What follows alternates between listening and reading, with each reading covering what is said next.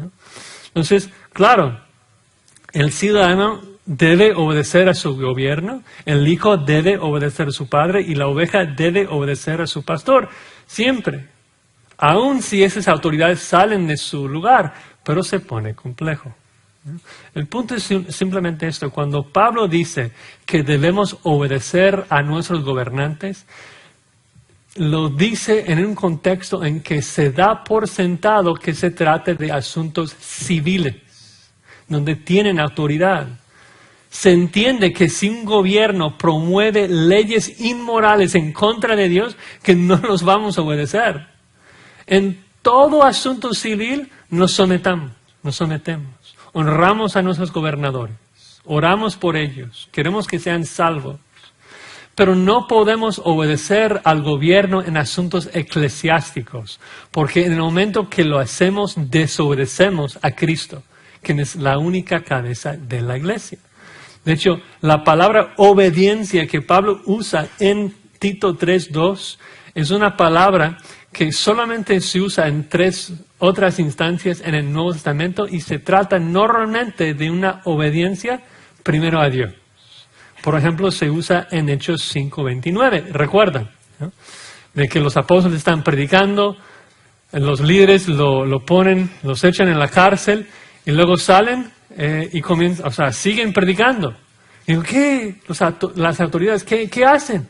Y responden, tenemos que obedecer a Dios antes que los hombres. Tenemos un mandato divino, tenemos que obedecerlo.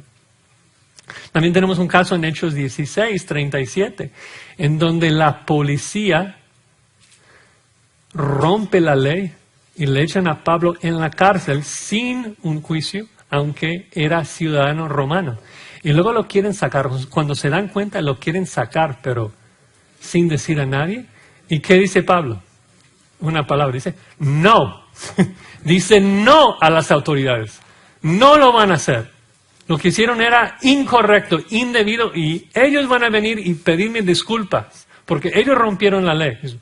Uy, Pablo, ¿qué te pasa? Pensé que habría que sujetarse. Sí, sujetarse a leyes morales, leyes correctas, no a mentiras. Entonces tenemos que obedecer a Dios antes que los hombres en todo. Si nos dicen que no podemos cantar, cantamos. Si nos dicen que no podemos reunirnos, nos reunimos. Si nos dicen que no podemos predicar contra la homosexualidad, predicamos la Biblia. Si nos dicen que debemos aislarnos, no importa, vamos a practicar los unos a los otros. ¿Por qué? Porque es un asunto eclesiástico, tenemos que obedecer a la Escritura. Cristo lo demanda. Pero no quiero desviarnos de Tito demasiado. No es de que buscamos eso. No es que nos gusta pelear con la gente. Como que, uy, vamos a entrar en pleito con el gobierno. No, tenemos la disposición. Vean cómo dice Pablo ahí al final del versículo 1. Que estamos dispuestos a toda buena obra. Estamos dispuestos con todo el deseo de orar por nuestros gobernadores, con todo el deseo de obedecer, todo el deseo de sujetarnos y honrar a nuestras policías, orar por nuestros gobernadores. Ahora, si ellos no lo permiten, es otra cosa. Pero como cristianos, nuestro deseo debe ser el de obedecer. Es interesante. Y eso no es una postura nueva para nuestras épocas. Para ustedes que entienden algo de inglés, Nathan Busnetz, el domingo pasado, en su introducción, dio una historia de la iglesia protestante y cómo es de que la iglesia, nuestro legado como gente protestante, siempre ha mantenido esa postura, de que tenemos que obedecer a Dios antes que los hombres. A veces nosotros pensamos de que, bueno, Lutero, Calvino, los reformadores, los puritanos, Jonathan Edwards, John Bunyan, esa gente estaba protestando a la iglesia católica romana. Y en un sentido sí, pero mira, si una iglesia en la esquina enseña otra doctrina que nosotros, no tenemos que levantar ninguna protesta. O sea, estamos en contra, pero no es de que vamos a hacer una protesta. O sea, enseñan de manera diferente, ok. Pero eso no es lo que pasó con ellos. O sea, no fueron perseguidos por la iglesia, fueron perseguidos por las autoridades. John Bunyan no fue metido en la cárcel por la iglesia, fue metido en la cárcel por el gobierno. Y la iglesia, a lo largo de los últimos, por lo menos 500 años, si no los últimos 2000 años, siempre ha mantenido la misma postura. Queremos obedecer al gobierno. Estamos dispuestos a buscar esto. Pero en el momento en que ellos nos obligan a adorar de cierta manera o no adorar como la Biblia lo prescribe, tenemos que levantar protesta, porque tenemos que obedecer a Cristo. Él es el único que tiene autoridad para decirnos cómo adorar. Y repito, en el momento que permitimos que un gobierno informe nuestra adoración de Cristo, estamos en pecado. Porque no tienen derecho ni la autoridad de decirnos cómo adorar a Cristo. Solamente Cristo puede darnos esas instrucciones. Fin de paréntesis. El punto es que aunque en este momento lamentamos el hecho de que estamos yendo en contra de las recomendaciones y leyes de nuestro Estado, no es por querer, no es porque nos gusta el pleito, no es porque buscamos pelear con la gente. Al contrario, un cristiano está celoso de hacer buenas obras y una de ellas es tener la disposición de obedecer a la policía. No somos como la gente que quiere hablar feo a la policía. O sea, queremos someternos, queremos vivir quieta y reposadamente en este mundo para dar una plataforma de hablar con la gente del Evangelio. No buscamos pelear. La única razón de que no estamos obedeciendo es porque estamos obedeciendo a Cristo, quien es nuestro superior. Y tampoco significa que seamos prontos para desobedecer. Obviamente, a lo mejor no vieron todo lo que intentamos hacer antes de llegar a este punto, que apelamos y apelamos y apelamos, ¿no? Daniel apeló, ¿no? El rey dijo, tienes que comer esta comida, y apeló, por favor, déjame comer vegetales. Pablo, ¿no? Fue encarcelado y apeló a Félix, apeló a César, buscamos otras maneras, pero si al final de cuentas nos dicen, no puedes predicar, no puedes obedecer la Biblia, tenemos que obedecer la Biblia. Bueno, estamos dispuestos a obedecer.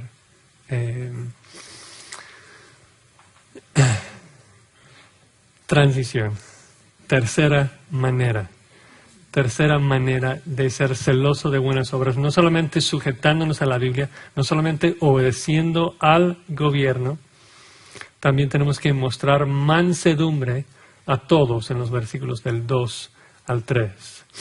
Dice que a nadie difamen, que no sean pendencieros, sino amables, mostrando toda mansedumbre para con todos los hombres. Eso va a ser un poco más rápido porque no hay ninguna controversia acá. El punto es obvio, debemos mostrar humildad hacia todos los hombres. No vamos a difamar, o sea, insultar, calumniar a la gente del mundo. Vamos a aplicar la regla de oro, ¿no? Y solamente animar a la gente en la forma en que nosotros queremos ser animados, ¿no? Debemos cuidar nuestras lenguas. Somos cristianos, tenemos que cuidar nuestras lenguas.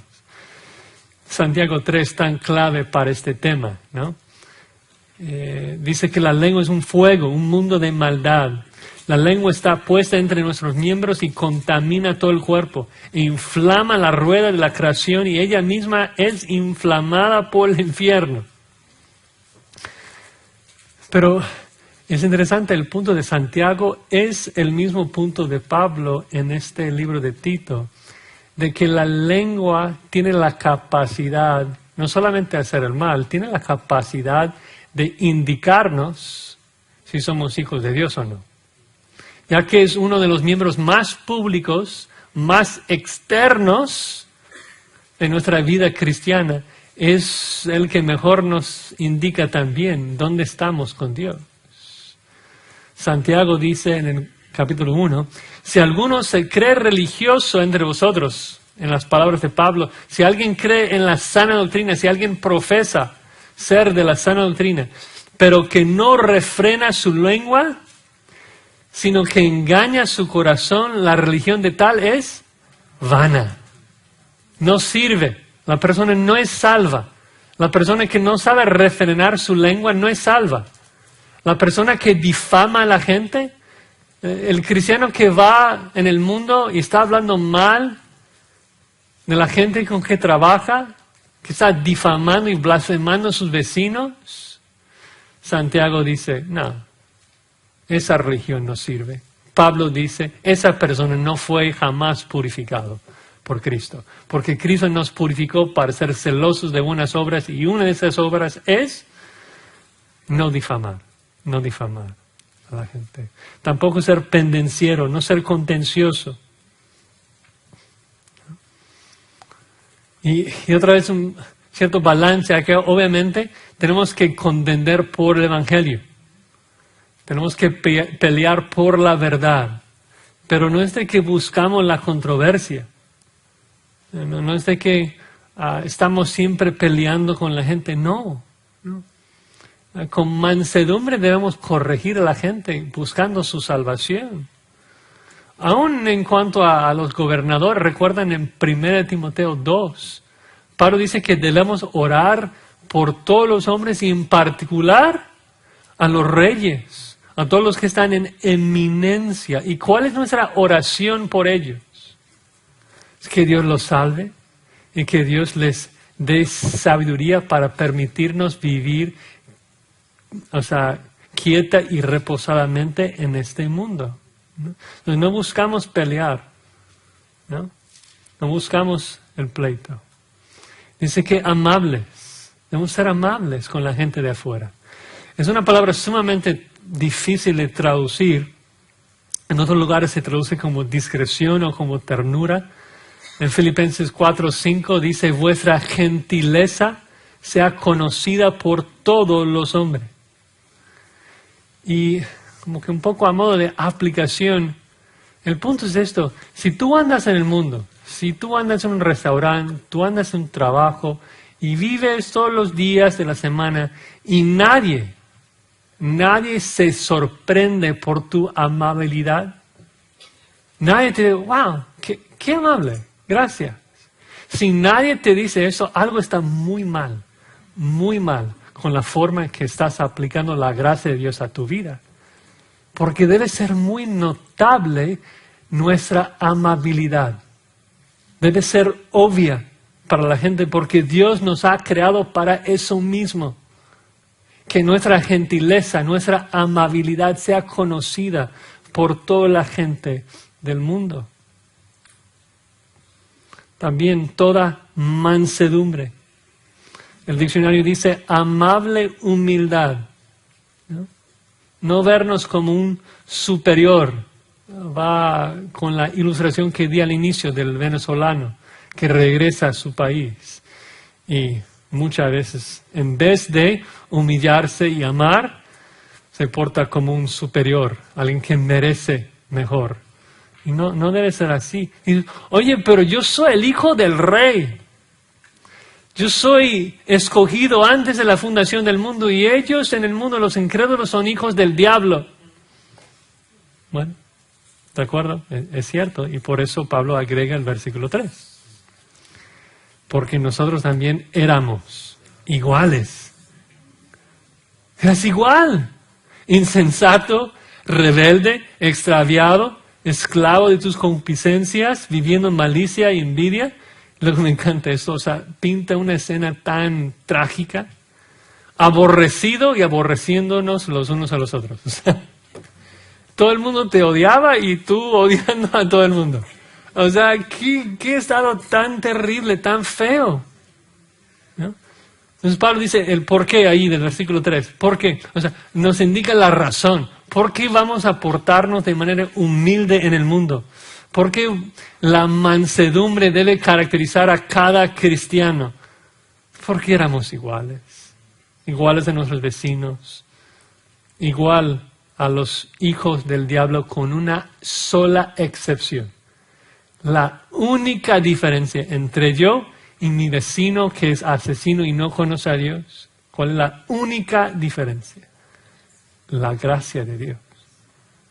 Y Pablo dice, pero ¿por qué entonces no vives así?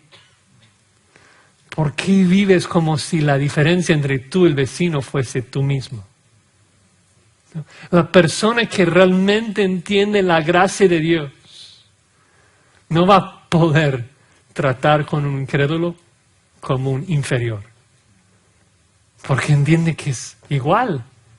Estaba en la misma situación.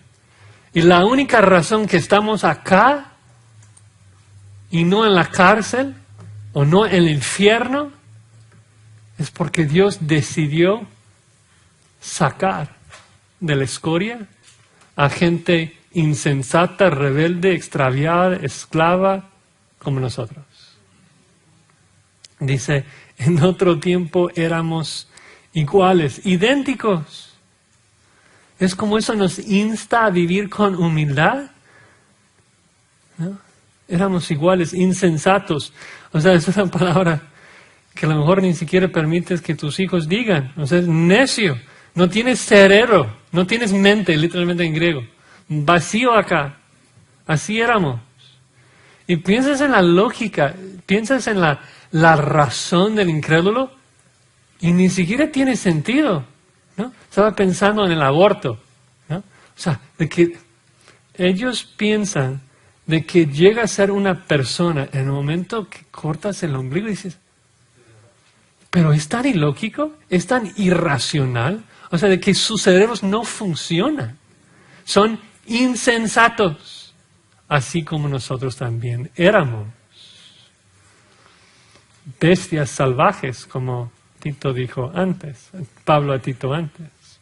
Dice rebeldes, lo opuesto a 3:1 que debemos obedecer, éramos rebeldes desde el nacimiento, ¿no?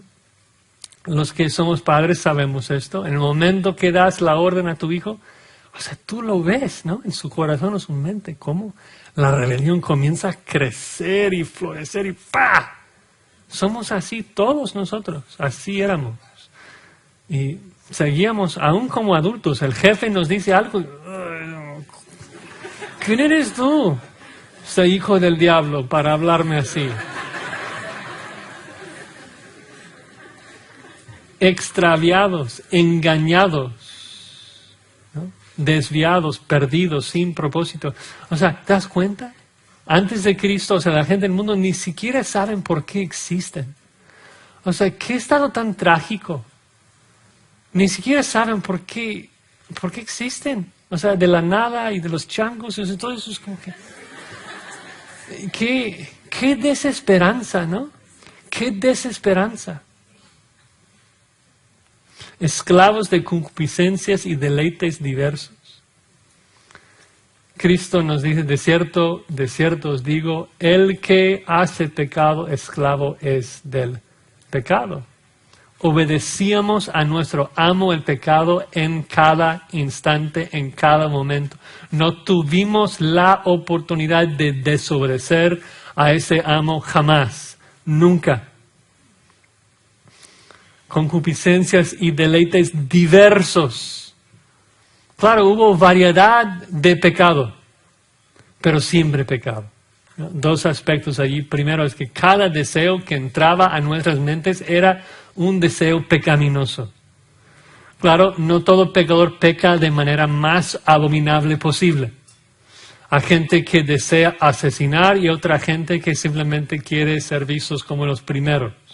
Pero todo deseo, cada deseo es un deseo depravado, destruido de la gloria de Dios. Ninguno es bueno.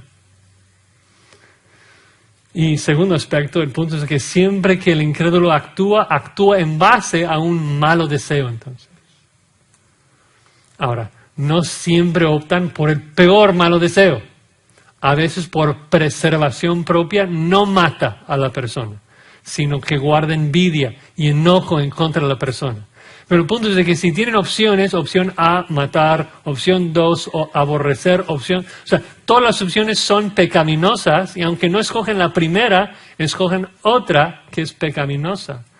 Todo lo que hacen es pecado, que demuestra su esclavitud de pecado y sin esperanza de liberarse de esa situación. Ustedes que Dios los salvó de adultos, recuerdan esa esclavitud, la desesperanza, lo terrible que era ser esclavo de un amo tan malo como es el pecado. Viviendo en malicia y envidia. La palabra viviendo solamente ocurre una vez más en el Nuevo Testamento.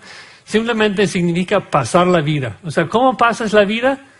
En malicia y en envidia. O el incrédulo vive su vida en malicia, haciendo malas cosas, cosas que no conformen con la ley de Dios, y vive en el estado trágico de envidia, que cada momento en su vida quiere algo que no tiene, y lo codicia, lo envidia, nunca está satisfecho, jamás. El incrédulo jamás está satisfecho con lo que tiene. Es un deseo constante de tener más y de nunca obtenerlo. Santiago dice, codiciáis y no tenéis, matáis y ardéis de envidia y no podéis alcanzar, combatís y lucháis. Una constante lucha de obtener más, pero nunca me satisface. Terrible, y Pablo lo resume. Aborrecibles y aborreciéndonos unos a otros. O sea, describe una vida tan trágica, ¿no? Aborrecido de todos, despreciado por todos, ¿no? Y odiando a todos. Una desesperanza terrible. Odiado por la gente y odiándolos de regreso. ¿Y cuál es el punto? Porque Pablo quiere hablarnos de los incrédulos y nuestro estado anterior. Bueno, en algunos otros momentos, como en 1 Corintios 6, cuando dice, esto erais, ustedes, es como para llenarnos de gratitud por la gracia de Dios que nos ha alcanzado. Y esto sería apropiado. Pero en el contexto particular, ¿no? El punto acá es de que debemos mostrar mansedumbre a la gente del mundo, debemos amar a la gente del mundo, debemos mostrar amabilidad con la gente del mundo. ¿Por qué? Porque no somos mejores que ellos. La persona que realmente entiende la sana doctrina, las doctrinas de la gracia, la persona que entiende la gracia debe ser la persona que demuestra más gracia, ¿no? Que entiende que yo fui igual, no fue por mí que estoy acá y ellos no. No fue por algún mérito en mí que Dios dijo, uy, Josías, o sea, él sí me va a amar. No, él supo antes de la fundación del mundo de que aún después de ser salvo, de que yo iba a seguir en mucho pecado. No fue por ningún mérito en nosotros, ninguna obra que nosotros hayamos hecho. Fue por su misericordia, por su gracia. Y más entiendes esa gracia, más el Espíritu Santo nos ayuda a ver de que no contribuimos nada a nuestra salvación. Es la persona que más entiende esa sana doctrina, más entiende la gracia de Dios, que entiende, uy, pero ellos igual que yo. Y yo recuerdo cómo era vivir como ellos. Uy, que Dios me ayude. Que Dios me ayude a mostrar su gracia, su misericordia a ellos. Que Dios me ayude a mostrar esa amabilidad, para que si Él lo permita, también pueda compartirles las palabras del Evangelio, que es poder para salvar a cualquier persona de cualquier pecado. ¿Sí? Entonces, el punto es de que el que ha recibido la gracia de la salvación fue precisamente salvada para ser celoso de buenas obras. ¿Y de qué tipo de obras está pensando Pablo? Bueno, en el capítulo 2, obras entre nosotros, ancianos, ancianas, las jóvenes, los jóvenes. Ahora nos habla de cómo debemos tratar a la gente del mundo. Debemos sujetarnos a la Biblia en todo, es nuestra absoluta autoridad. Debemos obedecer a nuestros gobernadores con una disposición de honrarlos, ¿no? Cuando los vecinos, con tus compañeros de trabajo comienzan a hacer burla de nuestro presidente, comienzan a hablar mal y difamar a las autoridades, no participamos en eso. Queremos ser caracterizados por una disposición de querer honrar y obedecer a nuestro gobierno. En tercer lugar, mostramos mansedumbre y humildad a todos, en particular a los perdidos, en particular a los que son como nosotros éramos antes de que Dios nos haya salvado. Por gracia no ganamos la salvación, ni la merecemos aún. Y entonces esa gracia que recibimos todos los días es lo que cambia la forma en que interactuamos con el mundo, que no somos mejores que ellos, ¿no? ¿Qué pensaríamos? Regresando a la ilustración de la introducción, ¿qué pensaríamos de ese venezolano adoptado que regresa a su país, ve la pobreza, ve esas condiciones y no quiere hacer nada? Ya soy mejor. O sea, por mis méritos, por lo que yo he vivido en los Estados Unidos, ya soy mejor que ellos. ¿Qué pensaríamos de esa persona? ¿Qué diríamos? Diremos, ese ingrato no aprecia la gracia que recibió. Ningún ingrato heredará el reino de los cielos. Que no vivamos así. Que seamos agradecidos por la gracia que Dios nos ha dado y que mostremos esa gracia a la gente que nos rodea. Señor, te damos gracias por tu palabra que nos instruye, nos exhorta y nos reprende, porque lo necesitamos, Señor. Y te rogamos que tú nos ayudes a comprender la profundidad de tu gracia, la profundidad de tu misericordia, y que ésta nos pueda humillarnos de tal manera que amemos y mostremos mansedumbre a la gente, que nos sometamos al gobierno y que nos sujetemos a tu palabra en todo. Gracias, Señor. Gracias por Jesucristo que nos ha salvado.